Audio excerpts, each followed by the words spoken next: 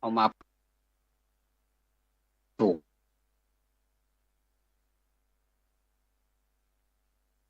ที่ยังไม่ทันเพาะไม่ทันปลูกเลย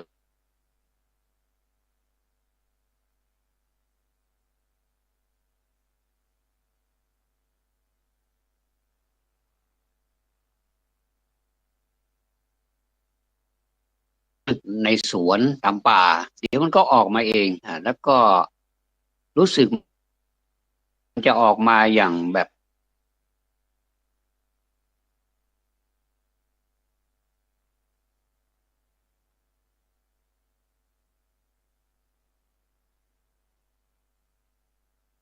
ต้นไม้ก็ไม่ค่อยจะทนผมไปเห็นที่เขาย้ายต้นไม้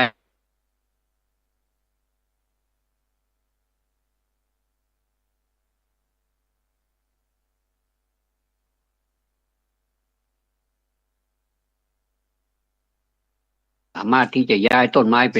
ป็นต้นได้เอาไปไม่ได้ก็ใช้เครนก็สามารถที่จะยกต้นไม้ที่มันเกิดมาตั้งหลายปีนะครับบางทีก็อายุมากแล้วเนี่ยมันเป็นต้นใหญ่เขาอยากจะได้เขาก็หาซื้อกันแล้วก็คนขายก็อ้าวไหนๆก็ไหนๆแล้วก็ขายแล้วก็ปลูกใหม่อย่างเนี้ยครับก็สามารถที่จะนำไปปลูกใหม่ได้ในที่แห่งใหม่ ต้นไม้เขามาย้ายบ้านแล้วเขาก็เจริญเติบโตเอานะครับเติบโตเอาเขาไม่ได้งอแงอะไรหรอกดูต้นไม้แล้วก็คือไปทั้งรากทั้งโคนทั้งต้นเลยนะครับเขาขุดไปทั้งต้นเลยก็เห็นแล้วก็มันก็ดีเหมือนกันไม่ต้องไปรอนานนะอยากจะมีต้นไม้ที่โตขึ้นแล้วเต็มสวนเต็มบ้านอย่างเงี้ยนะสมมติคนรวยๆเนี่ยนะครับปลูกต้นไม้ ปลูกต้นไม้ซื้อต้นไม้จากบ้านนี้เอาไปใส่บ้านตัวเองเนี่ยนะเอาไปแต่งสวนเนี่ยนะสวยงามมากเลยครับสมัยนี้เขาทำกันอย่างนี้แต่ถ้าปล่อยไปตามธรรมชาติเขาก็จะได้อีกไปแบบไปไปอีกแบบหนึ่งซึ่งก็แล้วแต่นะครับแล้วแต่ความสะดวก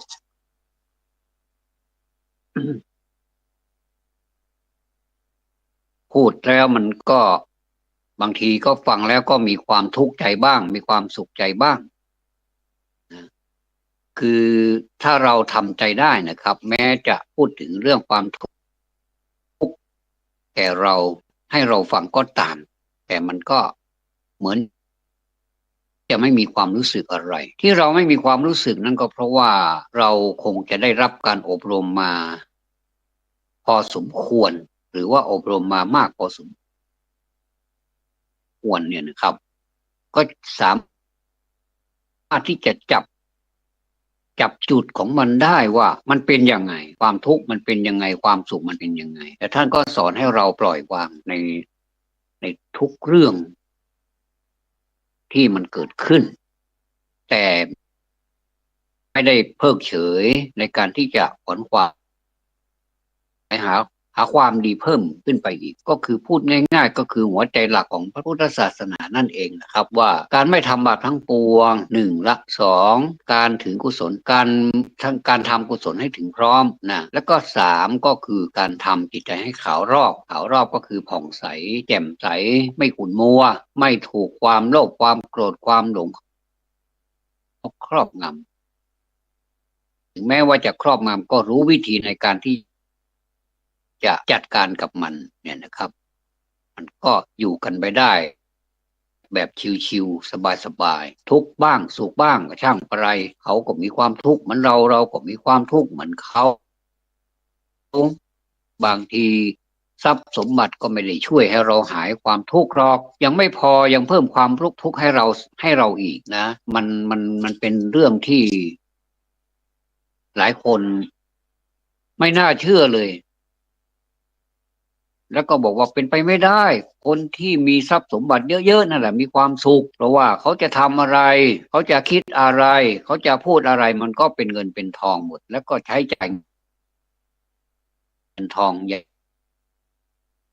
สบายไม่รู้สึกมันจะยิ่งจ่ายมันก็ยิ่งยิ่งทำ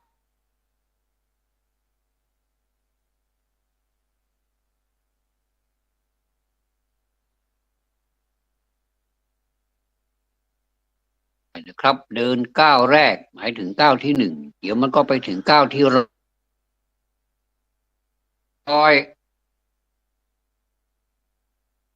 ก้าวขึ้น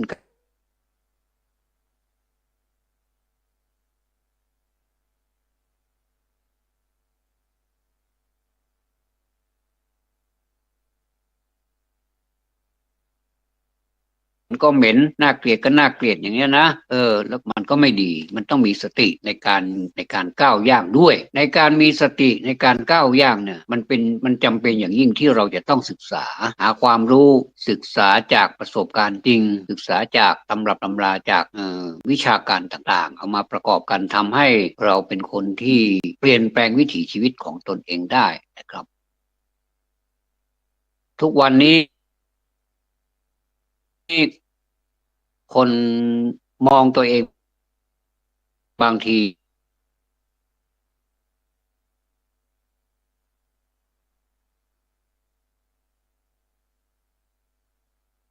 เอาตัวเองเข้าไปเทียบว่าคนอื่นเขาก็เหมือนตัวเองนั่นแหละเปรียบไปสมมติว่าผมยกตัวอย่างสมมติว่าเข้าไปในบ้านเขาขอสิ่งนั้นสิ่งนี้เขาก็จัดให้แล้ว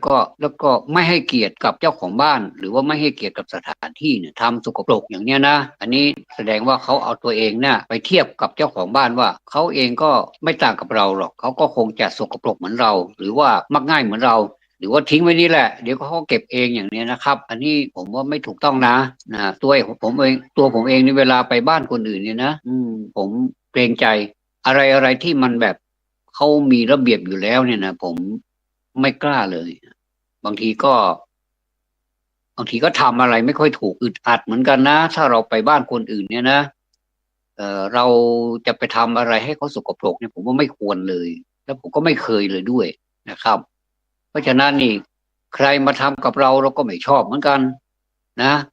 มาทำกับเราก็ไม่ชอบเราไปทำกับเขาก็คงจะไม่ชอบเหมือนกันเพราะว่าคนเราก็มีจิตมีใจเหมือนกันอันนี้พูดถึงความพูดง่ายๆไปเลยฟันธงไปเลยว่ามักง่ายนั่นแหละนะพอพอพอได้อย่างที่ตนปรารถนาแล้วก็ทิ้งไว้อย่างนั้นแหละคือไม่ได้สนใจว่าเขาจะมีความรู้สึกอย่างไรนะบางทีเขาก็กำลังจะเก็บจะกวาดอยู่เนี่ยนะก็ไปทิ้งเขาก็ต้อง แบบแทนที่จะได้ดีๆนะเกิดเป็นอกุศลจิตคือคิดไม่ดีเลยก็คือเพราะว่าอะไรเพราะว่าสาเหตุคือเขาทำไม่ดีเขาก็เป็นกายกรรมนะทีนี้เราก็จะพูดต่อหน้าเขาบอกว่าอย่างนั้นอย่างนี้เราก็ไม่พูดอันนี้วจีกรรมผ่านไปแต่มันกลับมาเป็นมโนกรรมอีกนี่สิอันนี้มันไม่ค่อยหายนะมันเป็นอภิชานะมันเป็นการบาดหมางทางจิตใจนะแล้วก็มันทำให้เราพยาบาทเกิดความไม่ชอบวันนี้ไม่ชอบว่าปีที่แล้วต่อเนื่องมาปีใหม่ก็ยังไม่ชอบอีกเนี่ยแล้วไปชอบกันตอนไหนผมว่าถ้าแก้ได้แก้เลยนะผมว่าแก้ได้แก้เลยไม่รู้นะใครเป็นใครก็ไม่รู้แหละแต่ว่าถ้าเป็นอย่างนี้ถ้าเราแก้ได้เนี่ยเราจะเป็นผู้วิเศษขึ้นทันทีเลยจากที่เป็นผู้ร้ายหนวดเฟิร์มเนี่ยก็จะกลายมาเป็นพระเอกผูกไทยใส่สูทสวยหล่อนี่ยกตัวอย่างนะเปรียบเทียบดูจะเป็นผู้ดีสักทีจะเป็นพระเอกสักทีมันก็ต้องปรับปรุงเปลี่ยนแปลงตัวเองครับในฐานะที่เราเปลี่ยนจาก12 เดือนแล้วก็มาเริ่ม12 เดือนอีกนะมันก็ทำให้เราเอ่อบรรลุบรรลุอะไรสักอย่างนะไม่ถึงกับบรรลุธรรมหรอกแต่ว่าเราก็บรรลุความดีหลายอย่างนี่ก็ถือว่าเราสะสมธรรมะไว้ได้เหมือนกันผมว่าสิ่งนี้มันเป็นสิ่งที่เราน่าสนใจนะไม่ใช่ว่าพูดสเปซสปาไปเรื่อยผีบ้าหรือเปล่าไม่ใช่อ่าถ้าฟังไปถ้าคิดว่าครั้งนี้มันเป็นผีบ้า ไม่ต้องฟังเลยดีกว่าแต่ควรจะถ้าไปฟังอย่างอื่นนั่นก็อันนั้นแหละนะที่คุณชอบผมก็ไม่รู้ว่าอะไรนะขอบคุณเล็กน้อยนะครับa little thanks ขอบคุณเล็กน้อยสำหรับท่านที่ฟังอ่าแล้วก็ ก็ถ้าฟังแล้ว นำไปพิจารณาด้วยแล้วก็เป็นประโยชน์กับท่านด้วยเนี่ยผมก็ไม่ได้บังคับนะผมจะเป็น thank you very much thank you very much จะขอบคุณมากเลยนะครับแต่ถ้าไม่ทำก็ขอบคุณเล็กน้อย a little thanks นะครับก็ตลอดปีที่ผ่านมาเนี่ย12 เดือนนะปกติแล้วผมจะบันทึกเป็นประจำแต่ประมาณสัก4 เดือน4 เดือนเห็นจะได้ก่อนที่จะหมดศักราช2566เนี่ยครับผมบันทึกเล็กๆ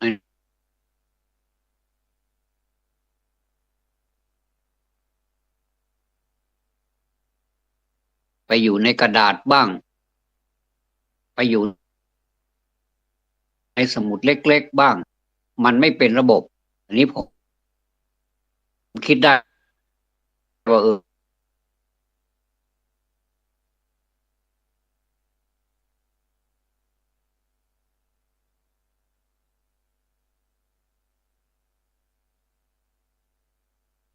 ราตอบไม่ได้นี่แสดงว่าเราไม่ได้บันทึกหรือถ้าเราตอบได้มันก็ดีนะครับถ้าความจำของเราดีนะสามารถลำดับได้ว่าวันนั้นไปทำอะไรเขานัด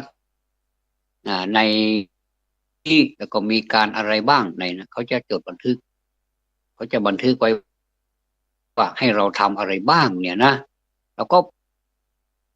ไปแต่ว่าดันมาลืมต้นนี่ว่าเราจะไปเมื่อไหร่อันเนี้ยถ้าเราไม่บันทึกไว้มันก็แย่เหมือนกันแล้วเอกสารต่างๆที่เราเก็บไว้เนี่ยมันต้องเป็นที่เป็นทางด้วยนะเราต้องรู้ด้วยว่าอย่างภายในห้องของเราเนี่ยมันเหมือนกับเป็นห้องสมบัติสมบัติในที่นี้หมายถึงสมบัติพัสถานเป็นเอกสารต่างๆก็ไม่ใช่เงินไม่ใช่ทองอะไรหรอกมีงบประมาณเล็กน้อยแต่ว่าสมบัติเป็นสมบัติทางปัญญาเป็นความรู้เป็นความจำเป็นสำหรับวิถีชีวิตของเราเนี่ยเราก็ควรเก็บไว้เป็นที่เป็นทางอย่างพบหมอเราก็ควรจะ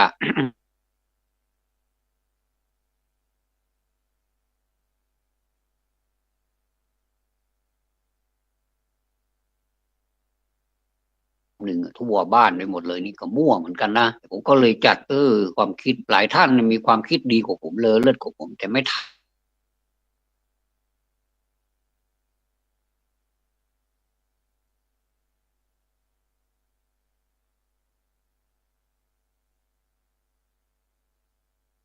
ก็หนังสือที่เกี่ยวกับภาษาอีกมุมหนึ่งธรรมะอีกมุมหนึ่ง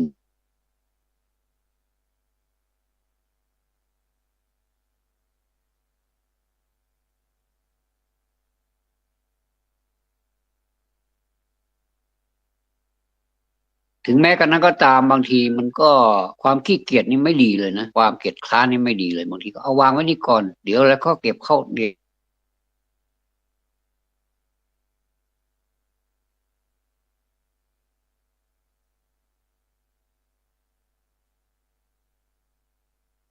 โอ้โกรธตัวเองเกาหัวแกะขึ้นล่องหัวเกือบจะล้านอยู่แล้วเนี่ยเกาหัวแล้วผมหล่นมันก็ล้านทีละเส้น2 เส้นโอ้เซ็งกับชีวิตเหมือนกันนะพูดไปพูดมาก็เลยเอาละทีนี้เราก็กลับมาบันทึกเหมือนเดิมเริ่มบันทึกเหมือนเดิมแต่เราก็ไม่ไม่ใช้ความ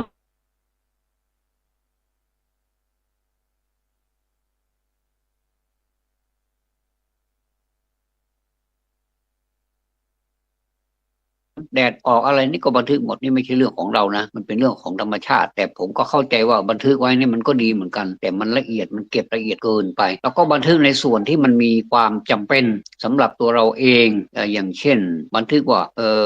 ยาเรากินยาอะไรเนี่ยมันอันนี้มันตัวนี้มันคืออะไรชื่ออะไรใส่ก็ได้ไม่ใส่ก็ได้แต่ว่ายาตัวนี้มันกินเพื่ออะไรนะเราก็สามารถที่จะบันทึกได้นะแล้วก็ กินกี่เวลาเนี่ยอย่างเนี้ยแล้วก็ยาจะหมดแล้วหมอนัดไปรับเมื่อไหร่บางทีท่านทำอย่างนี้นะครับทางโรงพยาบาลเราไปตรวจเสร็จแล้วเขาก็ให้ยามาแล้วเขาก็จะกะว่ายาชุดเนี้ยมันจะหมดเมื่อไหร่เขาก็จะมีการนัดครั้งที่หนึ่งครั้งที่สองแล้วก็ไปตามนัดก็ไม่มีปัญหาอะไรมันก็ผ่านโดยที่ว่าไม่มีปัญหาแต่ว่าก็นั่นแหละนะครับโรงพยาบาลมันเป็นของคนทั้งทั้งหมดนะใครๆก็มาที่นั่นมันเป็นสถานที่ของประชาชนมาใช้บริการในในในนามของประชาชนแล้วก็ผู้ใช้บริการก็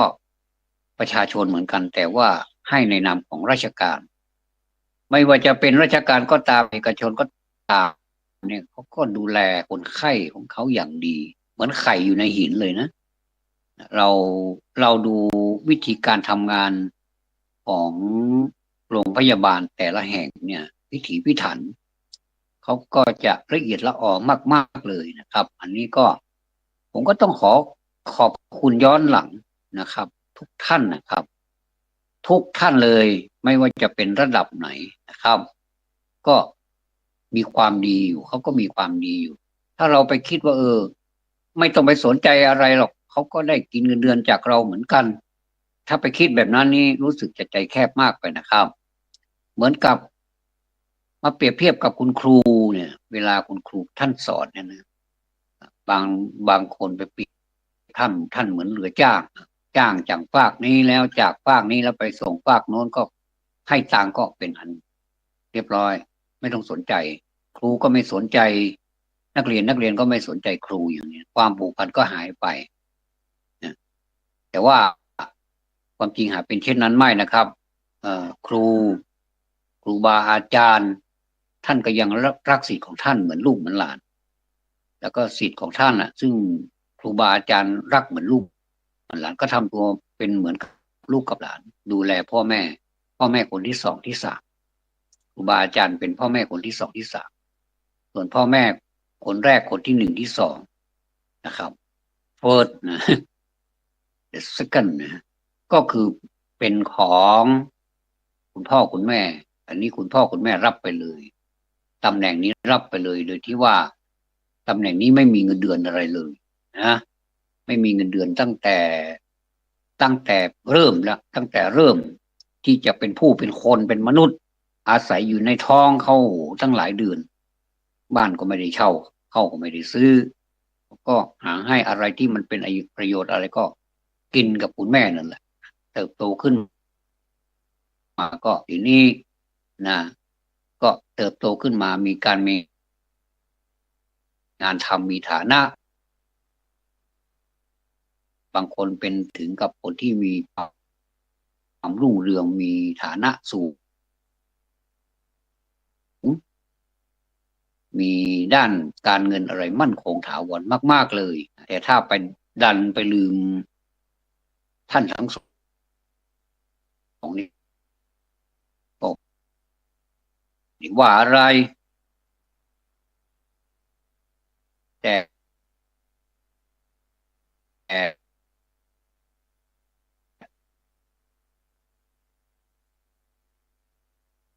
ไม่ได้รับจ้างแบบนั้นก็จะใช้เงินนี่แหละไปจุนเจือไปอ่าเรียกว่าไปยัง ชีพอย่างน้อยที่สุดก็ช่วยการทำมาหากินนะก็ถ้าเราคิดแบบนี้ได้ล่ะมันก็จะไม่มีความทุกข์อะไรไม่มีปัญหาอะไรแล้วก็คุณครูท่านก็ใจดีนะคุณครูแต่ละคนเนี่ยผมก็มีครูเหมือนกันผมก็มีครูกับเขาเหมือนกันนะแต่คุณครูผมส่วนใหญ่ท่านจะจากโลกนี้ไปแล้วเพราะว่าถ้าอยู่ป่านนี้ก็100 กว่าก็คงจะไม่มีใครทนอยู่ท่านก็จากไปผมก็ยังจำได้ว่าชื่ออะไรบ้างก็คิดอยู่เวลานั่งสวดมนต์ทำสมาธิเดินจงกรมนี่ผมนึกถึงท่านทุกคนเลยทุกท่านเลยเริ่มตั้งแต่คุณพ่อคุณแม่ลงมาครูบาอาจารย์เนี่ยนะข้าพเจ้าระลึกถึงคุณพระพุทธเจ้าคุณพระธรรมคุณพระสงฆ์คุณบิดามารดาคุณครูบาอาจารย์จงบันดาลให้ใจของข้าพเจ้าจงรวมลงในสมาธิพุทโธธัมโมสังโฆพุทโธพุทโธพุทโธอันนี้เป็นคำสอนของหลวงพ่อวิริยังนะสมเด็จพระญาณวชิโรดมสมเด็จพระญาณวชิโรดมพ่อวิริยังสิรินทโรสถาบันพลังจิตานุภาพถึงแม้ว่าเราจะไม่ได้บริกรรมหรือมาได้กล่าวก่อนที่เราจะเริ่มเข้าสู่การนั่งสมาธินี้ก็ตามแต่ถ้าเรามีใจสงบแล้วไซเนี่ยมันก็ทำให้เรามีผลทางจิตใจได้เหมือนกันทำให้เราระลึกถึงคนนั้นคนนี้นึกถึงคุณพ่อคุณแม่บางทีคนที่ อยู่ด้วยแต่ดันไปกลับไปทำบาปมากกว่าคนที่อยู่ห่างพ่อแม่แต่บางทีอยู่ห่างเขาก็ยังไม่มีความเดือดร้อนไม่ทำให้เสื่อมเสียไม่ทำบาปไม่ทำอะไรที่มันทำให้กระทบกระเทือนใจทำแต่ความดีอย่างเนี้ยสิ่งเหล่านี้ผมว่ามันเกาะเกี่ยวกันนะมันไม่ได้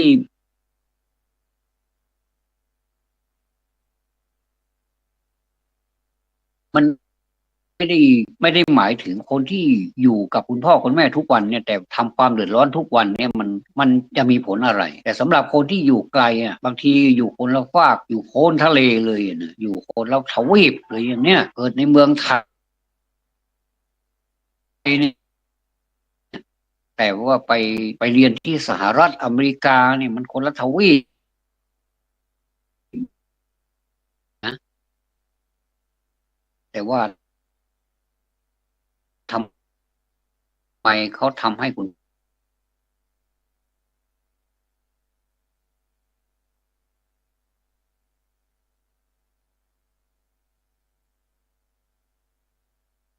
พ่อคุณแม่ก็หูเบิกบานใจแล้วล่ะนะไม่รู้จะ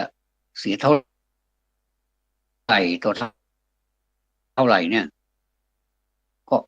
ยอมทน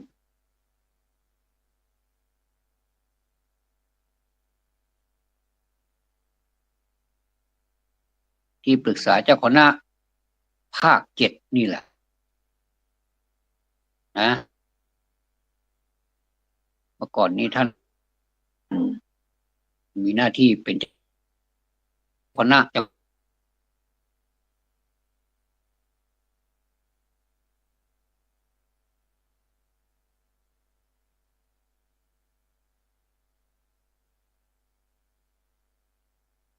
านกล่าวว่าเออเดี๋ยวสติมาหน่อยสติมาปัญญาเกิดลืมไปแล้วมันมักจะเป็นอย่างเนี้ยนะคนเรานะท่านท่านกล่าวว่าคนเราเนี่ยอยู่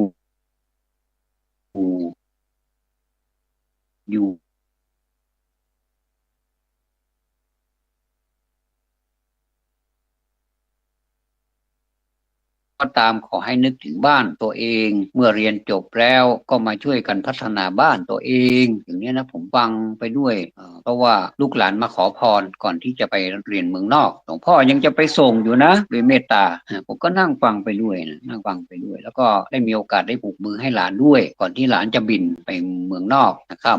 ก็เลยมีความคิดว่าท่านมีเมตตาท่านมีเมตตาแล้วก็ยังบอกเคล็ดลับเคล็ดลับแต่มันไม่ลับนะจะบอกให้ใครก็ได้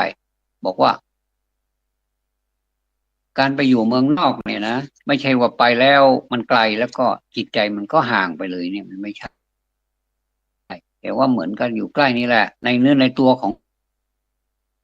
เราก็มีคุณพ่อคุณแม่นี่แหละตับไตไส้พุงอะไรอวัยวะต่างๆในร่างกายของเราเนี่ยคุณพ่อคุณแม่เป็นคน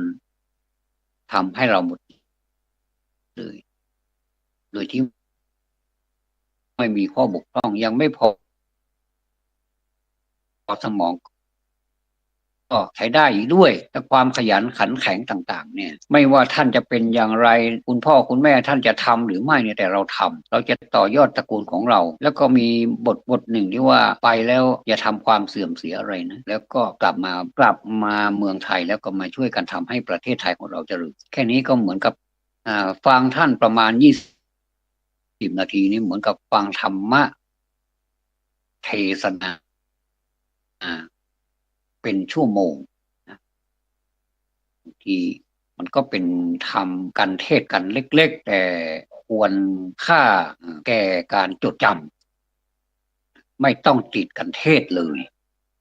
หลวงพ่อท่านก็ไม่ได้กันเทศอะไรเลยแต่ว่าเราได้รับอานิสงส์จากการที่หลวงพ่อท่านเมตตาพูดท่านเมตตากล่าวธรรมะให้เราฟังและท่านยังกล่าวอีกว่าคนที่มันดีๆทั้งหลายคนที่เขามั่งมีเขาเป็นอาเซียเป็นคนที่มีฐานะอะไรเนี่ยผ่านการทดสอบมาแล้วเกือบทั้งสิ้นเช่นก่อนที่จะเป็นเท่าแก่ภัตตาคารเห็นนะหรือว่าจะทำธุรกิจเกี่ยวกับอาหารนะจะเป็นเท่าแก่เนี่ยทั้งที่เขาเป็นลูกคนรวยนะแต่เวลาไปโรงเรียนไปฝึกปฏิบัติจริงๆเลยต้องล้างชามเป็นด้วยล้างถ้วยล้างชามล้างทำความสะอาดยกโน่นยกนี่ทำเป็นหมดเลยพื้นฐานเนี่ยไม่ใช่ว่ามีตังค์แล้วก็ชี้นิ้วใช้เอาไม่ใช่เขาเขาไม่อนุมัติแต่ถ้าตราบใดที่คุณจะไปเป็นเท่าแก่เท่าแก่ภัตตาคารใหญ่ๆภัตตาคารดังๆเนี่ยลงทุนเป็นหลักล้านขึ้นไปอย่างเนี้ยนะต้องต้องล้างชามเป็นล้างถ้วยล้างชามเป็นจัดสถานที่ให้สะอาดสะอ้านเหมือนกับเราไม่ได้เป็นลูกคนรวยเหมือนกับเราไปปูพื้นฐานใหม่เลยไปเขาเรียกว่าไปละลายพฤติกรรมที่เคยสบายเนี่ยนะบางคนไม่เคยทำอะไรนะไม่เคยทำอะไรนะเจียวไข่อย่างไม่เลยเนี่ยนะกินทั้งน้ำตาไปอย่างนั้นแหละนะขมก็ขมเผ็ดก็เผ็ดหิวข้าวก็หิวข้าวอ่ะก็กินไปอย่างนั้นแหละนะมันเจียวไข่อย่างไม่เนี่ยผมว่ายังใช้ไม่ได้เลยถ้าคนไทยนะเจียวไข่ยังไหม้อยู่นี่ผมว่ายังใช้ไม่ได้นะแต่ว่าถ้าอย่างอื่นนี่ฉลาดมากเนี่ยแต่ถ้าเจียวไข่ไหม้เนี่ยโอ้เรียบร้อยเลยนะครับหอบเสือหอบหมอนหอบเสือกลับบ้านไปเลยม้วนเสือกลับบ้านไปเลยแต่ว่าอย่างไรก็ตามขอเป็นกำลังใจให้ทุกคนนะครับที่มีความเข้าใจเราเข้าใจตรงกันนะครับว่าเราจะต้องลำบากมาก่อนไม่ได้มีใครจะมาเสวยความสุขเลยนี่เป็นไปได้ยากเหลือเกินไม่มีแม้แต่พระพุทธเจ้าจะเสวยท่านเสวยวิมุตติสุขแห่งละ7 วันเนี่ยรวมทั้งหมดก็45 วันท่านยังไม่ได้มาอยู่ๆก็เป็นมาเป็นพุทธเจ้าเลยแล้วก็เสวยความสุขเลยนี่ไม่ใช่ที่ว่าเสวยวิมุตติสุขนั่นแหละครับสุขที่เกิดจากความหลุดพ้นเนี่ยนะแต่ได้มาด้วยความทรมานทรกรรมจริงๆนะครับแทบประดาตายอันนี้แหละเรียกว่าแม้แต่พระพุทธเจ้าก็ยังผ่านวิธีนี้มาแล้วเราเป็นมนุษย์ธรรมดาอย่าไปยึดมั่นถือมั่นว่าอย่าไปถือเนื้อถือตัวว่าตัวเองเป็นคนร่ำรวยแล้วทำอะไรไม่เป็นเนี่ยผมว่ามันน่าเกลียดกว่าคนทำอะไรเป็นแต่ว่าไม่มีฐานะบางทีให้ผมเลือกผมยังเลือกคนที่ไม่มีฐานะแต่ทำอะไรเป็นแล้วก็มีกิริยามารยาทที่ดีด้วยนะครับ ไม่มักง่ายอย่างที่พูดต้นๆนะครับว่าไม่มีความเกรงใจคนอื่นเลยทำอะไรก็ได้ขอให้ตัวเองได้รับได้รับอานิสงส์แต่ทิ้งทิ้งความทุกข์หรือว่าทิ้งอุปสรรคหรือว่าทิ้งอะไรให้คนอื่นเขา เขาทำให้เนี่ยผมว่าอย่างนี้อย่าไปทำเลยดีกว่านะในเนื่องจากปีใหม่แล้วเนี่ยเรามาตั้งเนื้อตั้งตัวใหม่ก็ไม่เป็นไรต้องขอโทษด้วยนะครับบางทีมันอาจจะไปตรงกับท่านก็ถือว่าผมบอกขุมทรัพย์ให้ท่านก็แล้วกันผมนี่ก็เหมือนกันนะเวลามามีคนมาติติติเพื่อก่อที่ผมชอบเลยนะแต่ถ้าติเพื่อทำลายนี่ผมก็ไม่ค่อยชอบเหมือนกันนะหลายท่านก็ไม่ชอบแต่ว่าถ้าติเพื่อก่อเนี่ยถ้าเราชอบเนี่ยถือว่าเรานี่ปกตินะแต่ถ้าเราไม่ชอบเนี่ยแสดงว่าเราไม่ได้ใช้สติปัญญาไม่ได้มีอะไรเลยเราก็จะแย่ไปเรื่อยๆในที่สุดก็ตัวของเรามันก็จะไม่ไม่ได้พาคนอื่นไม่ได้พาคนอื่นไปแต่เราจะพาตัวเองไป สู่ความเดือดร้อนบางทีมันก็เป็นคนที่เป็นเพื่อนเป็นฝูงเป็นผู้ที่เกี่ยวข้องกับเราเขาก็เดือดร้อนไปด้วยเราตกนรกคนเดียวยังไม่พอก็ดึงไปเกี่ยวไปข้องกับคนที่เขามีความเกี่ยวพันเกี่ยวข้องกับเราอีกอย่างเช่นพ่อแม่ถ้าลูกทำความชั่วแล้วท่านอย่าไปคิดว่าพ่อแม่นี่เขาไม่รู้นะแล้วก็จะด่าเราก็เป็นลูกจะสรรเสริญมันก็ทำความไม่ดีก็เลยเฉยหาว่าคุณพ่อคุณแม่ไม่สั่งไม่สอนอีกนะอย่างนี้ก็มีนะครับดังนั้นแล้วเนี่ยที่ผมพูดมาเมื่อสักครู่เนี่ยครับอันนี้เป็นคำพูดของพระมหาเถระผู้มีความเมตตาพระมหาเถระองค์ไหนรูปไหนที่มีความเมตตาเนี่ยผมเข้าไปกราบด้วยความสนิทใจจริงๆท่านทำตัวเป็นตัวอย่างเนี่ยนะแล้วก็ให้ความเมตตาพูดค่อยพูดค่อยจากันไปนะคือไม่ได้กระโตกไม่ได้กระโชกโคกห้ากอะไรทำให้ตื่นเต้นเนี่ยไม่ตื่นเต้นเลยนะบางทีด่ากันเนี่ยนะโหด่า3 บ้าน 8 บ้านนี่โหอย่างนี้ยินชัดนี่นะเพราะถ้าอย่างนี้แล้วบรรยากาศมันไม่ดีแล้วก็ไม่ควรไม่ควรที่จะไปสอนด้วยนะก็ก็เลยกลายเป็นคนที่ไม่มีใครกล้าสอนไม่ใช่ว่าตัวเองเก่งนะไม่มีใครกล้าสอนเพราะว่าไปสอนก็เหมือนไปกระตุกหนวดเสือเดี๋ยวก็อาละวาดกันอีกก็เพราะฉะนั้นนี่พระพุทธเจ้าท่านจึงสอนให้คบกัลยาณมิตรสอนให้อาเสวนาจะพารานังอาเสวนาจะพาลานังปันดิตานันจะเสวนาปันดิตานันจะเสวนาปูชาจะปูชนียานังเอตัมมังคลมุตตมังเอตังมังคลมุตตมังนี่แหละเป็นสิ่งที่ประเสริฐสูงสุดนะก็คือไม่คบคนพาลถ้าเห็นคนพาลที่ไหนอะถ้าหลีกได้หลีกเลยนะครับมันไม่เห็นมีประโยชน์อะไรนะครับบางทีก็เป็นคนพาลละลานไปเรื่อยมันก็ไม่รู้จักที่ต่ำที่สูงไม่รู้จักกาลเทศะมันจะพูดอะไรมันจะทำอะไรมันจะคิดอะไรมันก็คิดไปตามสเปสสปะเราแทนที่เราจะเกลียดชังนะเราไม่ต้องไปเกลียดเขาก็ว่าถือว่ากรรมของเขาทำอย่างนั้นแล้วเขาได้อย่างนั้นจริงๆนะแต่ถ้าเราจะไปคลุกคลีตีโมงด้วยเนี่ยบ่อยๆเนี่ยดีไม่ดีมันก็ซึมนะติดกันได้เหมือนกันนะเหมือนกับโรคร้ายติดเหมือนกันนะโรคติดต่อนี่นะแล้วก็ปานิตานันจะเสวนาเนี่ยไปพูดกับคนที่เป็นบัณฑิตอย่างผมยกตัวอย่างหลวงพ่อเนี่ยท่านเป็นบัณฑิตเนี่ยเราไปนั่งฟังเนี่ยเหมือนกับเราไปนั่งฟังพระธรรมเทศนาหนึ่งกันเลยนะทั้งที่ไม่ได้ติดกันเทศอะไรสักอย่างอาราธนาก็ไม่ได้อาราธนาก็พูดกันธรรมดาเลยท่านก็พูดออกมาเป็นเหมือนกับเทศเลยเทศแบบสบายๆในบรรยากาศห้องที่เป็นบัณฑิตนะมองไปทางไหนก็สะอาดสะอ้านนะโอ้เป็นปฏิรูปประเทศวาสะมันเหมาะสมจริงๆมันสปายะจริงๆไม่ต้องโอโถไม่ต้องหรูหราอะไรแต่ว่าฟังแล้วมันได้ประโยชน์คุ้มค่าผมก็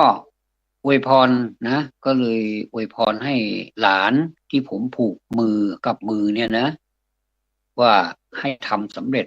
เพื่อความสำเร็จของเราเองและความปราบปลื้มยินดีของคุณพ่อคุณแม่ญาติพี่น้องวงตระกูลเนี่ยให้มีความอดทนแล้วก็ ขอบคุณขอบคุณเรา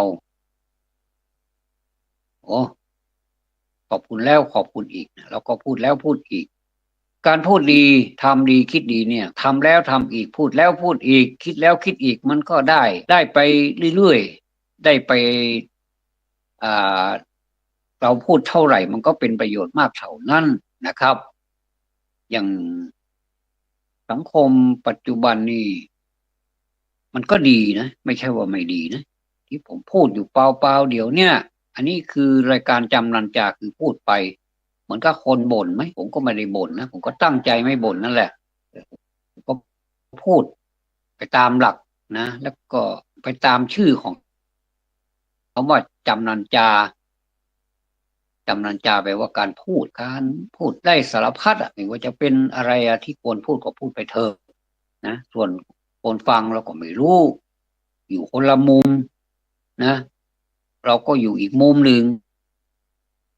คนฟังก็อยู่อีกมุมหนึ่งเราก็ไม่เห็นกันนะถ้าจะให้เห็นมันต้องเป็นเฟซอะไรเขาพูดต้องเป็นเฟซคุยกันเห็นหน้ากัน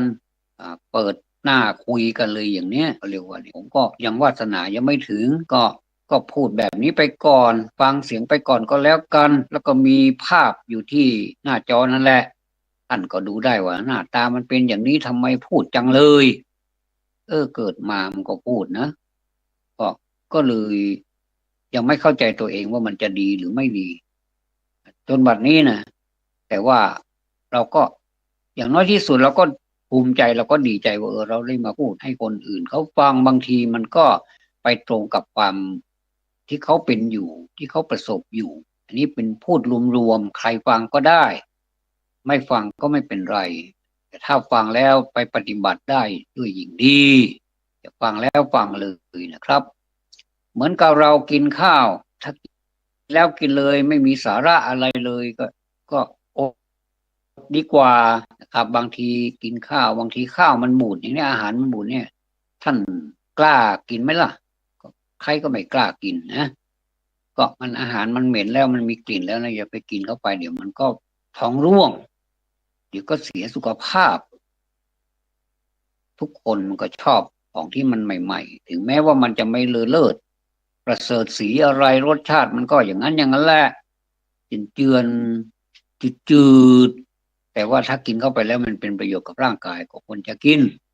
เหมือนกับการฟังธรรมะและท่านเอ่อบางทีธรรมะบูดมาพูดกันเนี่ยมันก็ให้คนฟังแล้วมันก็บูดไปด้วยทั้งที่บางที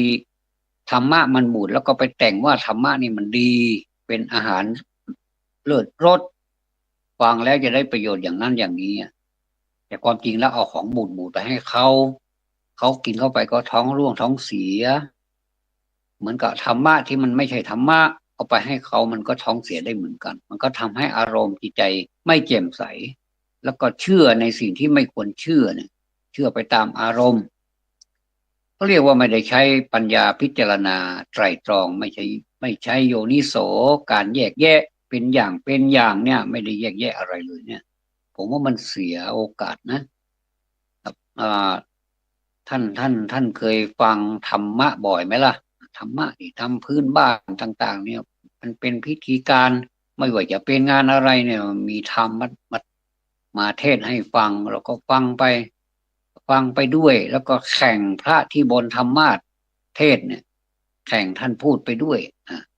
คนข้างบนเทศน์ก็ตามหน้าที่ของท่านแต่เราอยู่ข้างล่างของธรรมาสน์เราก็ทำหน้าที่ของเราความจริงในช่วงนั้นเขาไม่ได้อนุญาตให้เรามีหน้าที่อะไรเลยนะเขาบอกให้เราจงตั้งโสตประสาทโสตแปลว่าการฟัง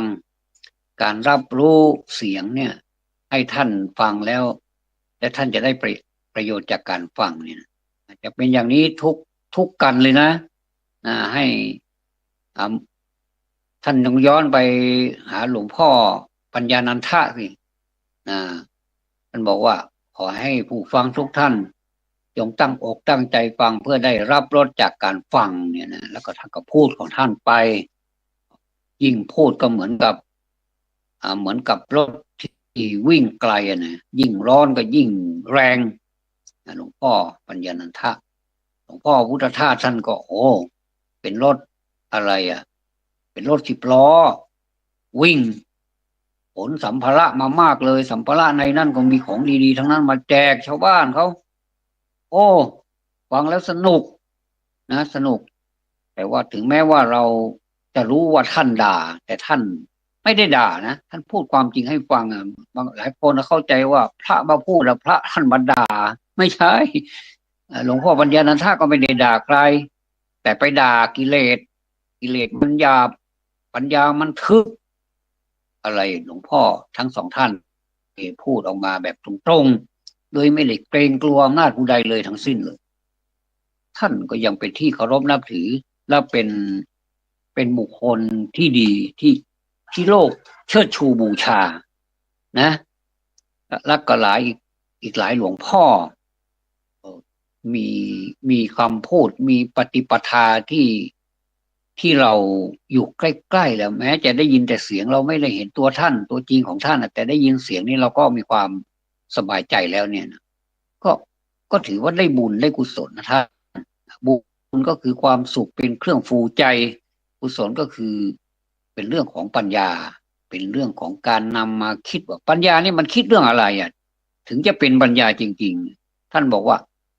ปัญญาในการทำหากินนี่มันยังไม่ใช่ปัญญาจริงๆปัญญาในการหาคู่ครองที่สวยๆที่รอๆก็ไม่ใช่ปัญญาปัญญาที่ทำธุรกิจแล้วมันเจริญเติบโตแล้วมันสร้างอาณาจักรใหญ่โตมโหฬารอะไรเดี๋ยวก็เรียกว่าอะไรเรียกว่าเป็นเศรษฐีมหาเศรษฐีนี่ยังไม่ใช่ปัญญาแต่เป็นปัญญาชนิดหนึ่งนะครับไม่ใช่ว่าไม่ใช่นะครับเดี๋ยวจะมาขัดเขาอีกขัดหูอีกแล้วก็มันเป็นปัญญาเป็นแต่มันเป็นปัญญาชั้นโลกิยะโลกิยะหมายถึงชั้นโลกที่มนุษย์เขาทำกันมันก็ยังไม่ใช่ปัญญาเป็นระดับที่ว่าสูงขึ้นกว่านั้นแต่ถ้าปัญญาที่เป็นโลกุตระล่ะโลกุตระแสดงว่าประเสริฐกว่านั้นเพราะอย่างมันจะมี2ปัญญาไงครับปัญญาโลกิยะแล้วก็โลกิยะปัญญาแล้วก็โลกุตระปัญญาที่พระท่านพูดให้เราเนี่ยมันเป็นโลกุตระปัญญาท่านไม่ได้เอาเงินเอาทองมาให้เราหรอกท่านเอาทรัพย์ที่มันเป็นโลอริยทรัพย์มาให้เราได้ฟังกันอริยทรัพย์ตั้งแต่เรานะโมตัสสะภะคะวะโตโอ้ฟังแล้วอยากจะนั่งเงียบนิ่งดำเนินไปตามจิตตามวิถีจิตท่านพูดอะไรท่านใช้เสียงต่ำเสียงสูงอย่างไรท่านพูดในประเด็นไหนนี่เราก็จะไม่ต้องจำมากขอให้จับได้สักอย่าง2อย่างเป็นประโยชน์มากๆแต่ถ้าใครจับได้เยอะๆก็ถือว่าเป็นกำไรนะครับเนี่ยโลกุตระปัญญาเนี่ยท่านสอนเรื่องอะไรบ้างนอกจากการทำมาหากินวิชาชีพอะไรต่างๆการทำธุรกิจอะไรต่างๆที่เราเห็นชาวโลกเขาทำอยู่เนี่ยมันเป็นโลกิยะปัญญาโลกุตระปัญญาที่ตามหลักพุทธศาสนานี้ท่านกล่าวไว้อย่างนี้นะครับว่าพิจารณาถึงเรื่องความไม่แน่นอนความเป็นทุกข์ความไม่ใช่ตัวไม่ใช่ตนของเราที่เรียกเป็นภาษาบาลีว่าอนิจจังทุกขังอนัตตานั่นแหละมันก็เป็นเท่านั้นเองไม่ได้มีใครโตไปกว่านี้ไม่มีใครใหญ่ไปกว่านี้ถึงแม้ว่าจะรุ่งเรืองสุดขีดแต่มันก็ต้องมีโรยราอ่อนแรงลงไปหรือว่าเปลี่ยนมือไปสมบัติผลัดกันชมสมบัติจากคุณปู่ก็มาสู่คุณพ่อเราก็พอท่านหมดเวลาท่านก็ไปแล้วก็เราก็ชมกับสมบัตินั้นไม่ว่าจะเป็นสมบัติเล็กสมบัติใหญ่เป็นอะไรก็ตามด้านปัญญานี่ก็ถือว่าเป็นสมบัติเหมือนกันนะคุณพ่อคุณแม่สร้างปัญญาให้เรานะคุณครูสร้างปัญญาให้เรานะพอท่านจากไปแล้วหรือบางทีเราก็บางทีลูกเลยก็ยังลูกเนี่ยหรือว่าลูกศิษย์เนี่ยก็ยังจาก ไปก่อนคุณพ่อคุณแม่หรือว่าคุณครูก็มีเยอะแยะถมไปนะครับแต่ว่าสิ่งเหล่านี้ก็เหมือนกับเป็นมรดกตกทอดลงมาถึงขั้นลูกขั้นหลานเหลนโหลนไปเรื่อยๆไม่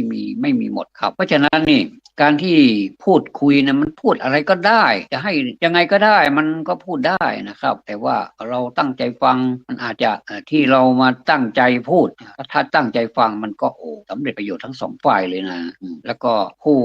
ที่เป็นสถานที่ให้เราตั้งใจพูดตั้งใจฟังนี่ก็ท่านก็ตั้งใจให้นะท่านก็เต็มใจให้ถ้าไม่จำเป็นจริงๆนี่ก็ต้องจัดให้เต็มเวลานะแล้วก็ถึงวันมาแล้วก็รู้สึกตื่นเต้นว่าเราจะเอามาอะไรมาพูดดีนะอะไรผมก็ไม่ได้มีอะไรสักอย่างผมพูดไปก็ตามความรู้สึกที่มันมีเนี่ยแต่ก็อาศัยหลักนะไม่ใช่ว่า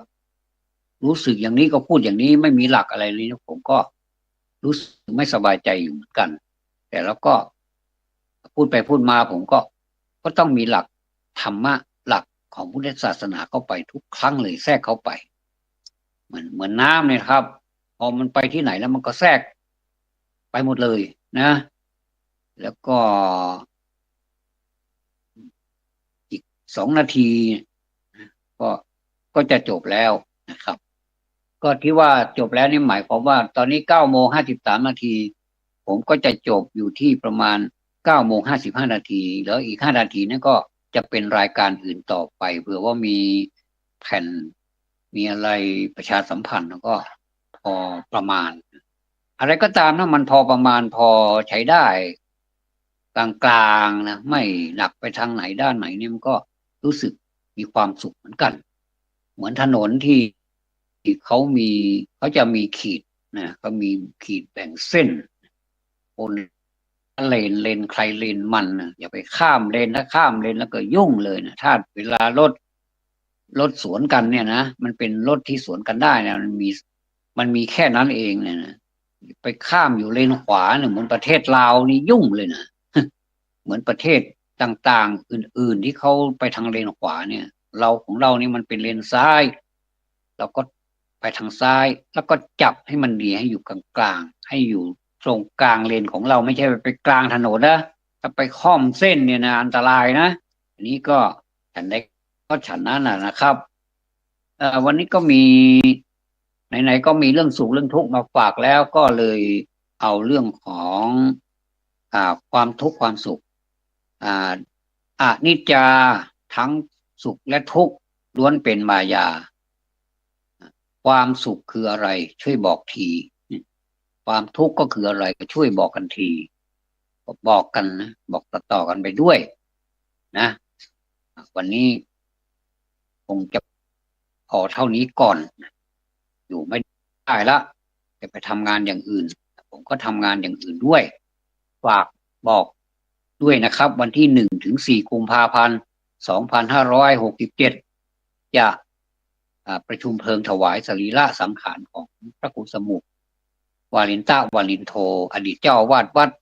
ปิยสถานตำบลสันมหาพลอำเภอแม่แตงจังหวัดเชียงใหม่50150ข้างกับสถานีตำรวจภูธรแม่แตงนะครับเข้าที่ข้างอำเภอนะท่านมาจากในเมืองท่านก็เข้าข้างอำเภอเลี้ยวซ้ายเข้าไปตรงที่ออมสินนะงานตั้งอยู่ซ้ายมือนั่นแหละก็จะมีอำเภอแล้วก็มีซอยถนนเข้าไปผ่านไปรษณีย์ไปรษณีย์แม่แตงแล้วก็แดนเทวดาแล้วก็ไปตามทางก็จะผ่านปาส่วนภูมิภาคอำเภอแม่แตงแล้วโรงพักแม่แตงตรงนั้นแหละติดกันเลยรั้วติดกับวัดเลยนะครับวันที่1 ถึง 4 กุมภาพันธ์ขอเชิญสาธุชนทุกท่านนะครับที่รู้จักมักคุ้นมีความเคารพนับถือในตัวของพระคุณท่านก็ขอไปร่วมบำเพ็ญกุศลด้วยกันขอบพระคุณสำหรับการรับฟังครับธรรมะสวัสดีครับ